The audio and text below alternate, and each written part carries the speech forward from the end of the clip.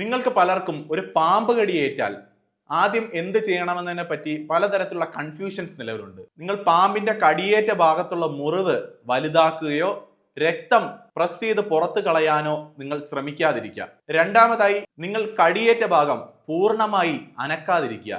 പലപ്പോഴും കാലിനൊക്കെ കടിയേറ്റവരാണെങ്കിൽ നമ്മൾ കാല് വെച്ച് കൊന്നി നടന്നു പോവുകയോ അല്ലെങ്കിൽ ആശുപത്രിയിലേക്ക് പോകാൻ വേണ്ടി കാറിലേക്ക് നടന്നു പോവുകയോ ആ ഭാഗം അനക്കുന്നത് വഴി ഈ വിഷം നമ്മുടെ ശരീരത്തിലേക്ക് വളരെ വേഗത്തിലേക്ക് ശരീരത്തിൽ സ്പ്രെഡ് ചെയ്യാൻ സാധ്യതയുണ്ട്. അതുകൊണ്ട് കാലിൽ കടിച്ച ഭാഗം കൃത്യമായി അനക്കാതെ കസേരയിൽ ഇരുത്തി കസേര എടുത്തു പൊക്കി വേണം നിങ്ങൾ വാഹനത്തിലേക്ക് കയറ്റുവാനും ആശുപത്രിയിലേക്ക് കൊണ്ടുപോകാൻ. പലപ്പോഴും കടിയേറ്റ ഉടൻ തന്നെ നമ്മൾ ടൈറ്റ് ആയിട്ട് കയറുകൊണ്ടോ എന്തെങ്കിലും മുറുക്കുന്ന മെറ്റീരിയൽ കൊണ്ടോ കടിയേറ്റതിന്റെ മുകൾ ഭാഗം വളരെ ശക്തിയായിട്ട് കെട്ടിവെക്കുന്ന ഒരു പ്രവണത ഉണ്ട്. പൂർണ്ണമായും അപകടം വിളിച്ചു വരുത്തും. കാരണം നമ്മൾ ആശുപത്രിയിലേക്ക് എത്തുന്നതിന് മുമ്പ് തന്നെ നമ്മുടെ ആ ഭാഗത്തേക്ക് പൂർണ്ണമായി ബ്ലഡ് ഫ്ലോ തടസ്സപ്പെടുത്തുന്ന രീതിയിൽ യാതൊരു രീതിയിലും നമ്മൾ കെട്ടിവെക്കാൻ പാടുള്ളതല്ല.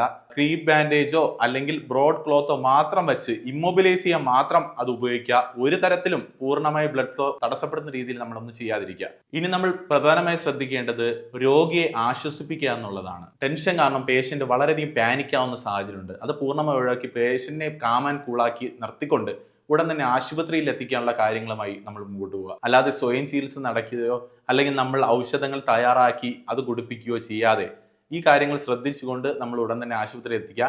ആന്റിവെനം കൊടുക്കാനുള്ള കാര്യങ്ങളുമായിട്ട് മുമ്പോട്ട് പോകണം.